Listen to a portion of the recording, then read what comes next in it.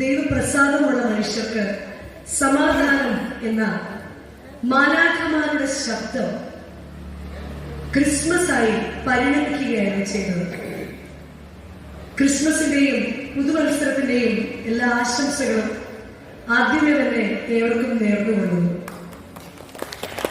അനുഗ്രഹിക്കപ്പെട്ട 2025 എന്ന വർഷത്തിലെ ഒരു ക്രിസ്മസും 2026 എന്ന് പറയുന്ന നമ്മളെല്ലാം കാത്തിരിക്കുന്ന ഒരു പുതുവർഷവും നമ്മളിങ്ങനെ നോക്കിയിരിക്കുകയാണ്. ക്രിസ്മസ് വിളക്കുകളുടെ പ്രകാശത്തിന്റെ പെരുന്നാൾ. നമുക്കറിയാം, ഡിസംബർ മാസം തുടങ്ങുമ്പോൾ മുതൽക്ക് തന്നെ എല്ലായിടവും ലൈറ്റുകൾ കൊണ്ട് നിറഞ്ഞിരിക്കും. നമ്മൾ ക്രിസ്മസ് ആയി എന്ന് അറിയുന്നത് പലപ്പോഴും നക്ഷത്ര വിളക്കുകൾ കണ്ടിട്ടാണ്. അത് ബേത്ലഹേമിൽ മറിയത്തിന്റെയും യൗസേപ്പിന്റെയും മകനായി ദൈവത്തിന്റെ പുത്രൻ മനുഷ്യാവതാരം ചെയ്തിരിക്കുന്നു എന്നതിന്റെ അടയാളമായിട്ടാണ് ആകാശത്തിൽ അന്ന് ഒരു പ്രത്യേക നക്ഷത്രം ഉദിച്ചത്. ആ നക്ഷത്രത്തിന്റെ പ്രഭ കണ്ടാണ് ആട്ടിടയന്മാരും രാജാക്കന്മാരും ഒക്കെ ആ ദിവ്യ ശിശുവിനെ കാണുവാനായി വന്നത്. ദിവ്യ ശിശു എന്ന് പറയുന്നത് ദൈവം മനുഷ്യനായി അവതരിച്ചു എന്നതുകൊണ്ടാണ്. ദൈവം മനുഷ്യനാകുന്ന അവതാരങ്ങൾ പുരാണങ്ങളിലും ചരിത്രങ്ങളിലും ഒക്കെ നമ്മൾ വായിക്കുകയും പഠിക്കുകയും ഒക്കെ ചെയ്തിട്ടുള്ളതാണ്. ദൈവം മനുഷ്യനായത് മനുഷ്യനെ ദൈവീകരിക്കുവാൻ വേണ്ടിയാണ് എന്നതാണ് ക്രിസ്മസ് നമ്മളെ ഓർമ്മിപ്പിക്കുന്ന ആ വലിയ മഹാസന്തോഷം. ദൈവം മനുഷ്യനായത് മനുഷ്യനെ ദൈവത്തെ പോലെയാക്കാൻ വേണ്ടിയാണ്. മനുഷ്യൻ പരസ്പരം ദൈവത്തെ പോലെയാകുക. അധ്യക്ഷനോട് കഥ പറയുകയുണ്ടായി. ഒരു പാലം. ഈ പാലം എന്ന് പറഞ്ഞപ്പോൾ എനിക്ക് പെട്ടെന്ന് ഓർമ്മ വന്നത്, പാലങ്ങൾ എപ്പോഴും ഒരു കരയിൽ നിന്നും മറുകരയിലേക്കും മറുകരയിൽ നിന്നും ഇക്കരയിലേക്കും സുഗമമായി യാത്ര ചെയ്യാനുള്ളതാണ്. എന്നാൽ പലപ്പോഴും തിരക്കുകളിൽ പാലങ്ങളേക്കാൾ കൂടുതൽ മതിലുകൾ പണിയുവാൻ സാധിക്കുന്നവരാണ് ഇന്ന് കാലത്ത് മനുഷ്യൻ. മതിലുകൾ കെട്ടി കോട്ടകൾ കെട്ടി അതിനുള്ളിൽ ഇരിക്കുന്നതിനേക്കാൾ കൂടുതൽ ഹൃദയങ്ങൾ തമ്മിലുള്ള പാലങ്ങളാണ് ഇന്നത്തെ ഈ കൂടിവരവുകളെല്ലാം. നിങ്ങളുടെ എല്ലാം ഹൃദയങ്ങൾ തമ്മിലൊരു പാലം ഉള്ളത് കൊണ്ടാണ് ഇന്ന് നിങ്ങൾ ഇവിടേക്ക് കടന്നു വന്നിരിക്കുന്നത്. ഇവിടെ ദൈവപുത്രൻ മനുഷ്യനായി അവതരിച്ചപ്പോൾ നമ്മെ പഠിപ്പിക്കുന്ന ഒരുപാട് സന്ദേശങ്ങളുണ്ട്.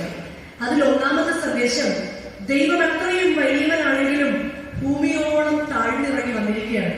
ടാഗോറിന്റെ ഗീതാഞ്ജലിയിൽ പറയുന്നുണ്ട്, ദൈവത്തിന്റെ അടുത്തെത്തി എന്ന് മനുഷ്യന് തോന്നുമ്പോൾ മനുഷ്യൻ എത്രയും വിനീതനായി മാറുകയാണ് ചെയ്യുക. നമ്മളെല്ലാം ദൈവാംശമുള്ളവരാണെന്ന് സ്വയം പ്രഖ്യാപിക്കുന്നവരാണ്.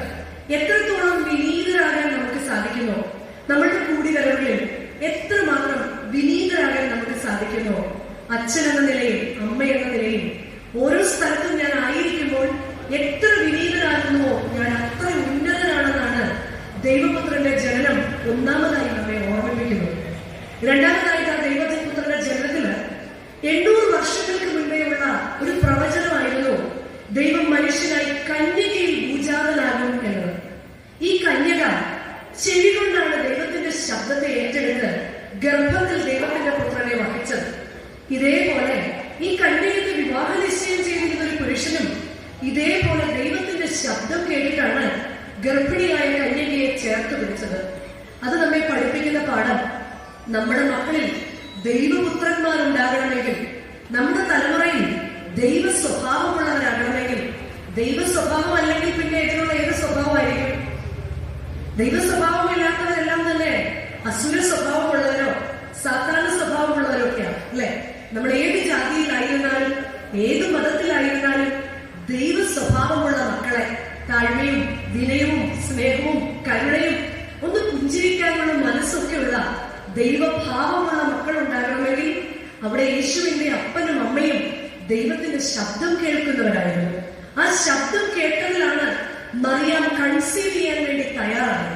അതുപോലെ അച്ഛനും അമ്മയും ദൈവീക ഭാവമുള്ളവരായും ദൈവ സ്വഭാവമുള്ളവരായും മക്കൾ ദൈവ സ്വഭാവമുള്ളവരായി വളരുവാൻ തക്കവണ്ണം നമ്മൾ ഓരോരുത്തരും തന്നെ മോഡലായിരിക്കണമെന്നാണ് ക്രിസ്മസ് നമ്മളെ ഓർമ്മിപ്പിക്കുന്നത്. ക്രിസ്മസിൽ നമുക്ക് ഏറ്റവും സന്തോഷം നക്ഷത്ര വിളക്കുകളാണ് എന്ന് ഞാൻ മുന്നമേ സൂചിപ്പിച്ചു. നമ്മളെല്ലാവരുടെയും മജോറിറ്റി വീടുകളിലും നക്ഷത്ര വിളക്കുകളുണ്ട്. ആ നക്ഷത്രം മിന്നി നിന്നത് ബേത്ലഹേമിലെ ഒരു കാലിത്തൊഴുത്തിന്റെ മുകളിലാണ്. അത് റെപ്രസെന്റ് ചെയ്യുന്നത്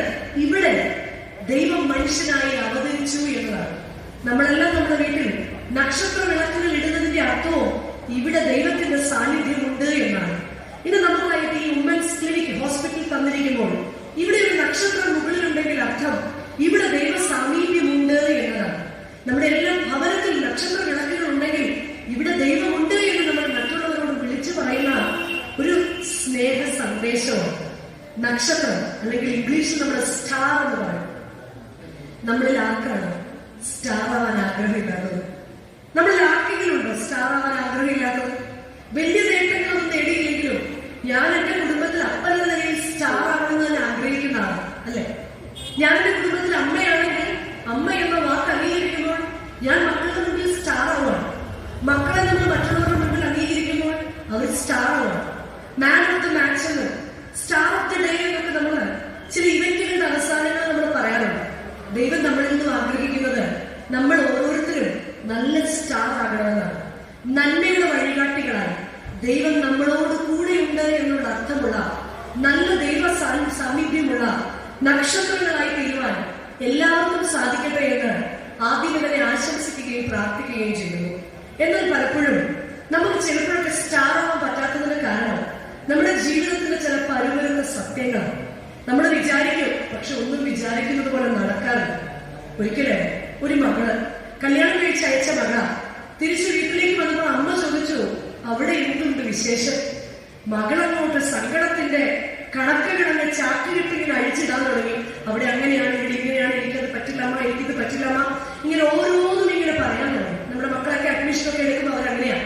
പല അഭിപ്രായങ്ങള്, എനിക്കവിടെ വേണ്ട, എനിക്കവിടെ ഇഷ്ടമായില്ല, ഇങ്ങനെയൊക്കെ പറയാം. അമ്മ എല്ലാം കേട്ടോണ്ട് നമുക്ക് അടുക്കളയിൽ ഇരുന്ന് സംസാരിക്കാം. അവർ രണ്ടുപേരും അടുക്കളയിലേക്ക് പോയി. അമ്മ 3 ബർണർ ഗ്യാസ് സ്റ്റവ് ആണ് വീട്ടില്. 3 ബർണറിലും പാത്രത്തിൽ വെള്ളം തിളപ്പിക്കാൻ വെച്ചു. 3 പാത്രത്തിലും ഒരുപോലെ വെള്ളം തിളക്കുകയാണ്. ആദ്യത്തെ വെള്ളം തിളച്ചപ്പോൾ അമ്മ അതിലേക്ക് കാപ്പിപ്പൊടിയും പഞ്ചസാരയും ഇട്ടു. രണ്ടാമത്തെ പാത്രത്തിൽ അമ്മ അവൾക്ക് കഴിക്കാൻ മുട്ട അതിനകത്തേക്ക് ഇട്ടു. മൂന്നാമത്തെ പാത്രത്തിൽ അമ്മ അവൾക്ക് ബ്രേക്ക്ഫാസ്റ്റ് ഉണ്ടാക്കാനുള്ള കറിക്ക് വേണ്ടിയുള്ള പൊട്ടറ്റോസ്, ഉരുളക്കിഴങ്ങും അതിനകത്ത് ഇട്ടു. അവൾ ഇങ്ങനെ തോരാതെ പറയാണ്. അമ്മ ഒടുവിൽ അമ്മയോട് അവൾ ചോദിക്കുക, അമ്മേ ഞാൻ ഈ പറയുന്നുണ്ടെങ്കിൽ അമ്മ കേൾക്കുന്നുണ്ട്? ഞാൻ കുറെ നേരമായിട്ട് പറയുന്നുണ്ടല്ലോ, അമ്മ എന്തെങ്കിലും കേൾക്കുന്നുണ്ടോ? അമ്മ പറഞ്ഞു, ഞാൻ മുമ്പ് എല്ലാം കേൾക്കുന്നുണ്ട്. എന്നിട്ട് എന്താ അമ്മയൊന്നും മറുപടി പറയാതെ? അമ്മ പറഞ്ഞോ, എന്റെ മറുപടിയാണ് നിന്റെ മുമ്പിൽ ഇരുന്ന് ഈ തിളക്കുന്ന മൂന്നും. അമ്മയോട് മകളെ ചോദിച്ചു, അതെന്താ? നീ കണ്ടോ, ജീവിതത്തിൽ ചൂട് ഞാൻ കൊടുത്തപ്പോൾ അതിലേക്ക് കാപ്പിപ്പൊടിയും പഞ്ചസാരയും ഇട്ടപ്പോൾ സുഗന്ധമുള്ള നല്ലൊരു എനർജി ഡ്രിങ്കുള്ള കാപ്പിയായി ആ വെള്ളം മാറ്റപ്പെട്ടു. രണ്ടാമത്, നിനക്കായിട്ട് ഞാൻ മുട്ട പുഴുങ്ങാനിട്ടു. മുട്ട ഇങ്ങനെയൊന്ന് തട്ടിയ പൊട്ടുന്ന സാധനമാണ്. പക്ഷെ ചൂടേറിയ വെള്ളത്തിൽ കൂടി അത് കടന്നുപോയിക്കൊണ്ടിരുന്നപ്പോൾ അത് പൊട്ടാത്ത കഠിനമായ ആഹാരയോഗ്യമായി മാറുകയാണ് ചെയ്യുന്നത്. മൂന്നാമത്തെ പാത്രത്തിൽ ഉരുളക്കിഴങ്ങ് കണ്ടോ, കല്ലുപോലെ ഇരിക്കുന്നതാണ്. പക്ഷെ ചൂടേറിയ സാഹചര്യങ്ങളിൽ അത് മയമുള്ള വസ്തുവായി തീർന്നു.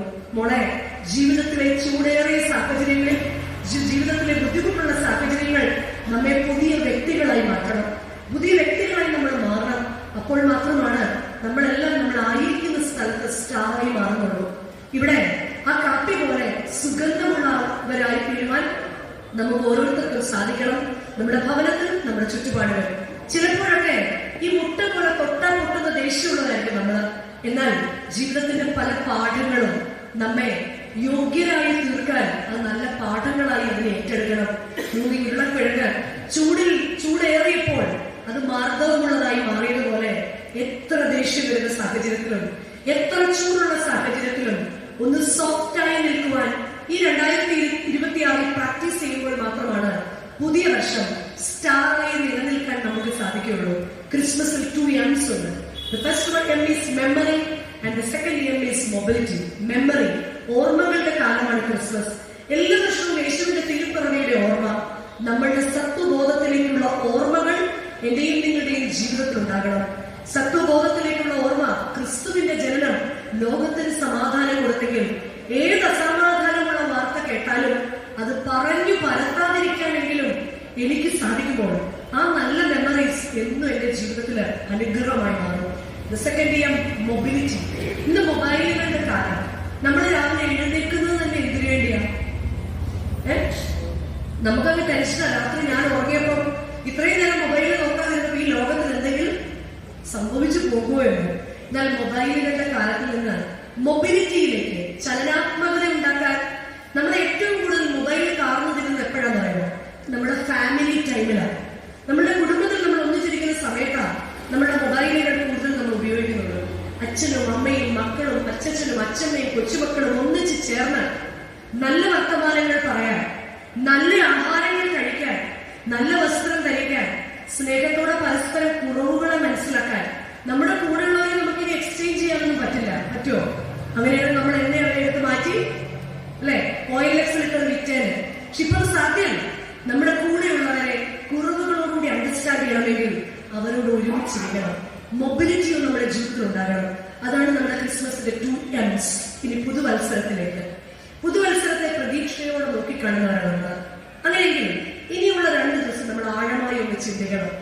നമ്മളെക്കാൾ എത്രയോ മിടുക്കന്മാർ ഈ 2025 ഈ ഭൂമിയിൽ നിന്ന് പോയി.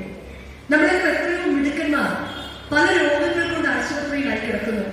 ഓർമ്മ നഷ്ടപ്പെട്ടവര്, സ്ട്രോക്ക് വന്ന് പോയവര്, ഒത്തിരി ഒത്തിരി ഒത്തിരി പ്രശ്നങ്ങൾ കൂടി കടന്നുപോയവര്. 2026 എന്ന് പറയുന്ന പുതിയ വർഷത്തിൽ ഞാൻ സന്തോഷത്തോടെ ആയിരിക്കാൻ എനിക്ക് എന്ത് ചെയ്യാൻ പറ്റും? ഒറ്റ കഥയിൽ കൂടെ പറഞ്ഞ് ഞാൻ എന്റെ വാക്ക് നിർത്താം. ഒരിക്കലും ഒരു ഗുരുവിന്റെ അടുക്കളേക്ക് ശിഷ്യൻ ചെന്ന് ചോദിച്ചു, ഗുരു, എപ്പോഴും സന്തോഷമായിരിക്കാൻ ഞാൻ എന്ത് ചെയ്യണം? ഗുരു മറുപടിയായിട്ട് പറഞ്ഞു, നിന്റെ സന്തോഷം ഈ പ്രകൃതിയിൽ തന്നെയുണ്ട്. നീ അതിനെ കണ്ടുപിടിക്കുക. അവൻ ഇങ്ങനെ പ്രകൃതിയിലേക്ക് ഇറങ്ങി. അവൻ ആദ്യം കണ്ടത് ഒരു മരത്തിൽ ഇങ്ങനെ മുന്തിരിവള്ളി ഇങ്ങനെ കയറി കിടക്കുന്ന, ഇത് മുന്തിരിയല്ലേ സാർ? മുന്തിരിവള്ളി ഇങ്ങനെ കയറി കിടക്കുക. അപ്പൊ ഈ മുന്തിരിവള്ളിയോട് ഇയാൾ ചോദിച്ചു, മുന്തിരിവള്ളി, എന്താ നിന്റെ സന്തോഷം? മുന്തിരിവള്ളി പറഞ്ഞു, കണ്ടോ, അതിന് തന്നെ നിൽക്കാനുള്ള ത്രാണിയുമില്ല. ഡോക്ടർ ഇങ്ങനെ ഗ്രില്ലൊക്കെ അടിച്ചിട്ടിരിക്കുന്നതുകൊണ്ട് പുള്ളി കയറി പോയി എന്നുള്ളതേ ഉള്ളൂ അല്ലെ. ഈ മരത്തിൽ ഇങ്ങനെ നിറയെ ഇങ്ങനെ മുന്തിരി വള്ളി കയറി അതിങ്ങനെ മധുരമുള്ള കായ്കൾ ഇങ്ങനെ നിൽക്കുകയാണ്. മുന്തിരി പറഞ്ഞു, തന്നെ നിൽക്കാനുള്ള കഴിവ് എനിക്കില്ലെങ്കിലും എന്റെ ഫലങ്ങൾ മറ്റുള്ളവർക്ക് മധുരമുള്ളതാക്കി കൊടുക്കുക എന്നതാണ് എന്റെ ജീവിതത്തിന്റെ നിയോഗം. അവിടേക്ക് ഒരു കുയിൽ വന്നിരുന്നു. അയാൾ കുയിലിനോട് ചോദിച്ചു, എന്താ സന്തോഷം? കുയിൽ പറഞ്ഞു, നിങ്ങൾക്കറിയാം, എനിക്ക് സ്വന്തമായി ഒരു കൂടുണ്ടാക്കാൻ പോലും കഴിവില്ലാത്ത ആളാണ്. പക്ഷെ എന്റെ ശബ്ദം കൊണ്ട്, നല്ല പാട്ടുകൾ കൊണ്ട് മറ്റുള്ളവർക്ക് സന്തോഷം കൊടുക്കാൻ എനിക്ക് സാധിക്കുന്നു എന്നതാണ് എന്റെ ജീവിതത്തിന്റെ നിയോഗം. അതിനുശേഷം അതുവഴി പോയ ഒരു മയിലിനോട് അയാൾ ചോദിച്ചു, എന്താ നിന്റെ ജീവിതത്തിന്റെ സന്തോഷവും നിയോഗവും?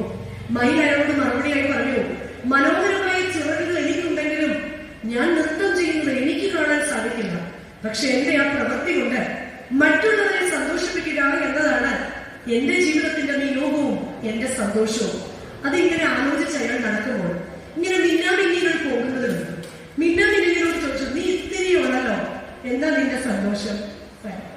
എന്താ നിന്റെ സന്തോഷം എന്ന് ചോദിച്ചപ്പോൾ മിന്നാമിന്നി മറുപടിയായി പറഞ്ഞു, സൂര്യന്റെ അത്രയൊന്നും പ്രകാശം എന്റെ ഉള്ളിലില്ല.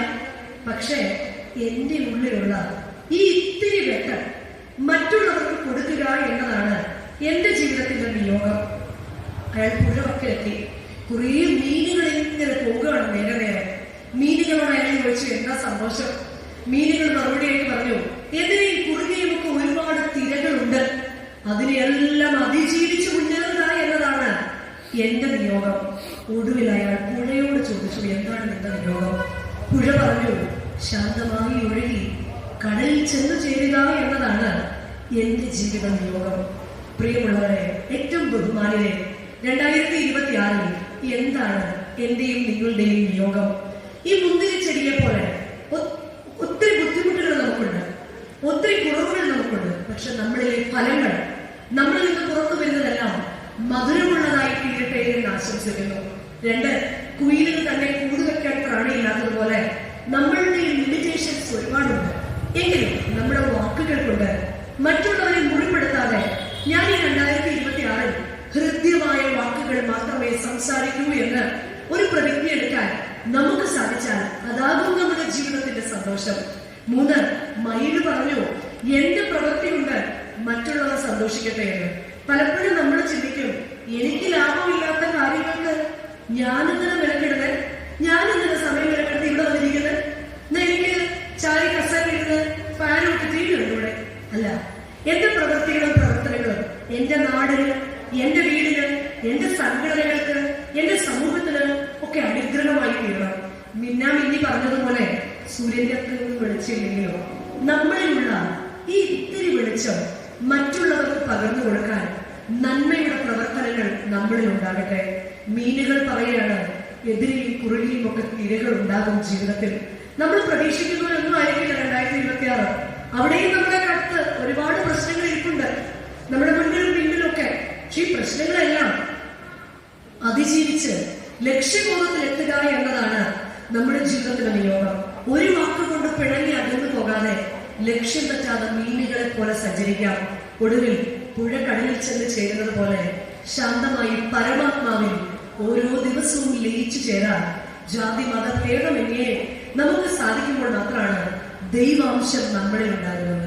ആകെ പ്രിയമുള്ളവരെ, ഈ റെസിഡൻസ് അസോസിയേഷൻ നമുക്ക് എല്ലാവർക്കും അനുഗ്രഹം, നമ്മുടെ കൂട്ടായ്മ ഏറ്റവും സന്തോഷവും ഒക്കെ ആയിരിക്കട്ടെ എന്ന് ആശംസിച്ചുകൊണ്ട് ക്രിസ്മസിന്റെയും ന്യൂ ഇയറിന്റെയും എല്ലാവിധ മംഗളങ്ങളും നേർന്നുകൊണ്ട് എല്ലാവർക്കും ദൈവം നന്മയും കരുണയും ഒക്കെ നൽകട്ടെ എന്നും പരസ്പരം ഒന്ന് ചിരിക്കുന്നവരാണ്, പരസ്പരം സ്നേഹിക്കുന്നവരായി തീരുവാൻ ജഗദീശ്വരൻ എല്ലാവരെയും സഹായിക്കട്ടെ എന്നും ദൈവസ്നേഹം മറ്റുള്ളവർക്ക് കൊടുക്കുവാൻ ദൈവം ഈ ദേശത്ത് നിങ്ങളെല്ലാം നിർത്തട്ടെ എന്ന് ആശംസിച്ചുകൊണ്ട് പ്രാർത്ഥിച്ചുകൊണ്ട് എന്റെ വാക്കുകളെ നിർത്തുന്നു. ദൈവം എല്ലാവരെയും സമൃദ്ധമായിട്ട് അനുഗ്രഹിക്കട്ടെ. ഈ സമയത്ത് ഞാൻ ഈ പ്രോഗ്രാമിന്റെ ഇടയ്ക്കുള്ള പ്രോഗ്രാം നടന്നിരിക്കുന്നത്, അവിടെ നിന്നാണ് ഈ കോൾ വന്നുകൊണ്ടിരിക്കുന്നത്. അപ്പോൾ എന്നിട്ടും വളരെ സന്തോഷത്തോടെ സാറിനെ ക്ഷണിച്ചു. ഉമ്മൻ സാറിനോടുള്ള നന്ദിയും സ്നേഹവും കടപ്പാട് വരയ്ക്കുന്നു. എനിക്ക് പരിചിതമായ ഒരുപാട് പേര് ഇതിനകത്തുണ്ട്, പ്രത്യേകിച്ച് ഡോക്ടർ വിനയൻ. എനിക്ക് എന്റെ 2 കുഞ്ഞുങ്ങൾ ഡോക്ടർ എല്ലാ ആഴ്ചയും നോക്കിക്കൊണ്ടിരുന്ന 2 പേരാണ്. അവരിപ്പോ വലിയ കുട്ടികളൊക്കെ ആയി, എങ്കിലും എല്ലാ ആഴ്ചയും ഡോക്ടർ കണ്ടുകൊണ്ടിരുന്ന 2 പേഷ്യൻസ് ആയിരുന്നു. ഡോക്ടർ ഈ വേദിയിലിരിക്കുന്ന എല്ലാ ഗോകുമാർ സാറ്, ബാലകൃഷ്ണൻ സാറ്, വേദിയിലിരിക്കുന്ന ട്രഷറർ, മെമ്പർ മാഡം, എല്ലാവരോടുമുള്ള നന്ദിയും സ്നേഹവും കടപ്പാട് വഹിക്കുന്നു. ഇത് എന്നും എന്നാണ് ഈ കൂട്ടായ്മ അനുഗ്രഹമായി തീരട്ടെ ആശംസിക്കുന്നു, പ്രാർത്ഥിക്കുന്നു. നന്ദി.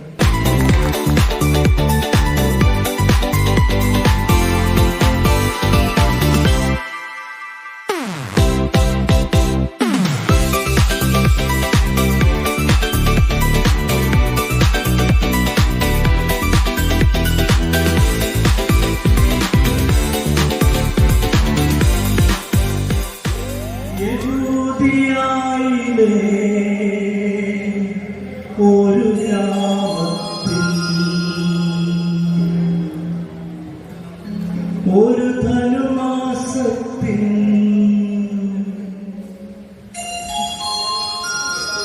കുളിരും രാവിൽ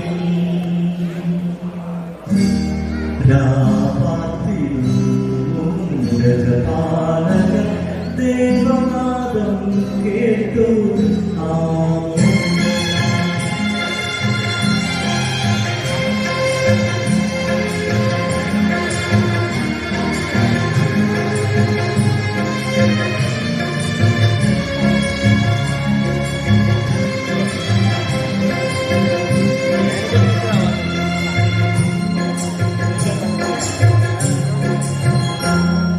യഹൂദിയായിലെ ഒരു ഗ്രാമത്തിൽ ഒരു ധനുമാസത്തിൽ കുളിരും രാവിൽ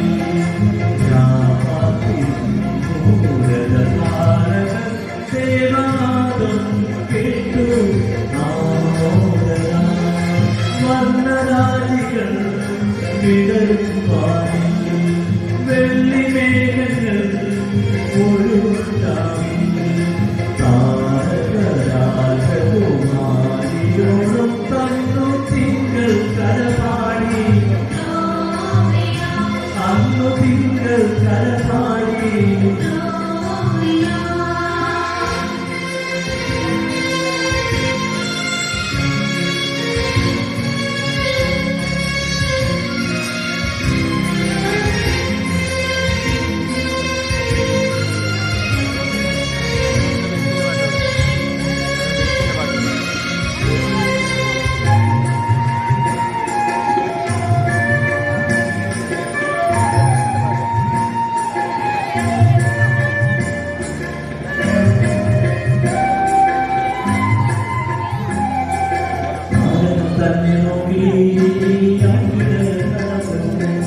താരം തന്നെ നോക്കി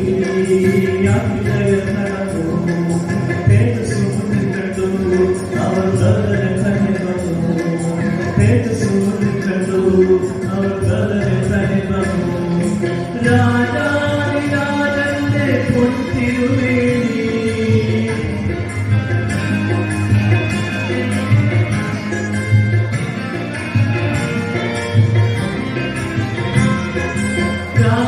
രാജാതിരാജന്റെ പൊൻതിരുമേനി അവർ കാണിക്കൊടുത്തി കളിച്ചു വർണ്ണരാജികൾ വിടരും വാരിൽ വെള്ളിമേഘങ്ങൾ ഒഴുകും രാവിൽ രാജകുമാരിയോടൊത്തന്നു തിങ്കൾ കരപാടി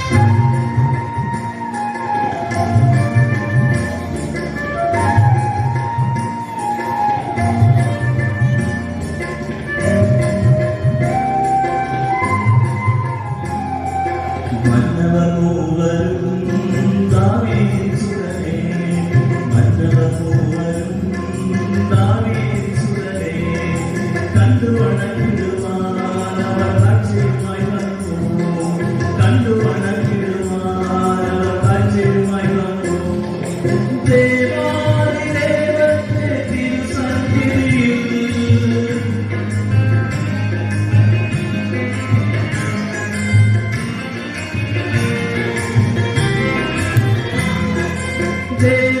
ദേവാദിദേവന്റെ തിരുസന്നിധിയിൽ അവർ കാഴ്ചകൾ വെച്ചു വണങ്ങി യഹൂദിയായിലെ ഒരു ഗ്രാമത്തിൽ ഒരു ധനുമാസത്തിൽ കുളിർരാവിൽ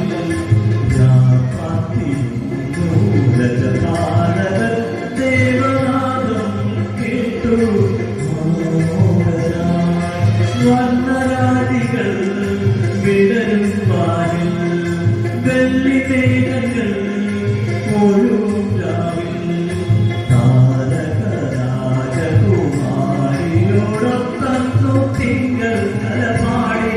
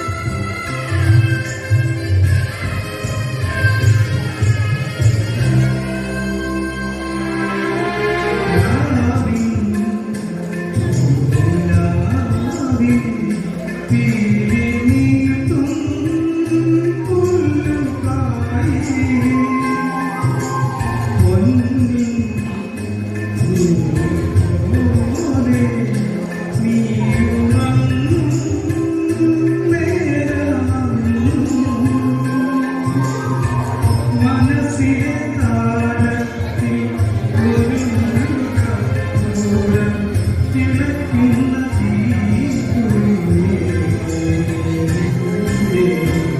അന്നും ഇന്നും ദുഃഖിതരായി അന്നു മകളേ. എല്ലാം മറന്നു പഠിച്ചു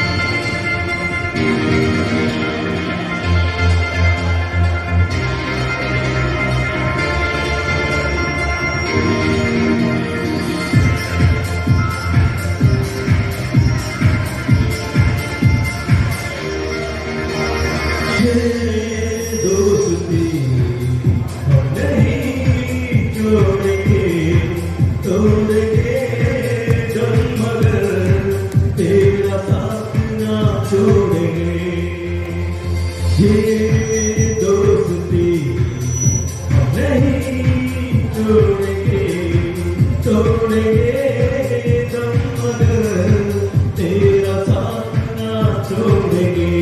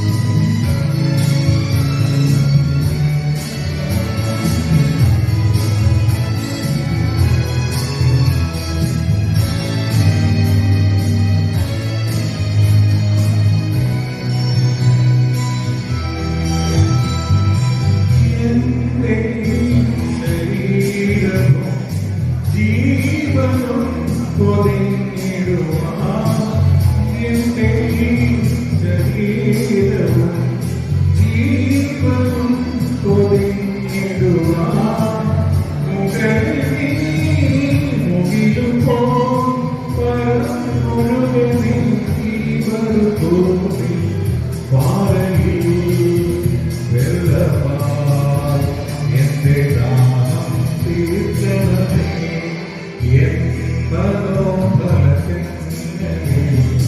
നിന്റെ കൽപ്പനയോടെ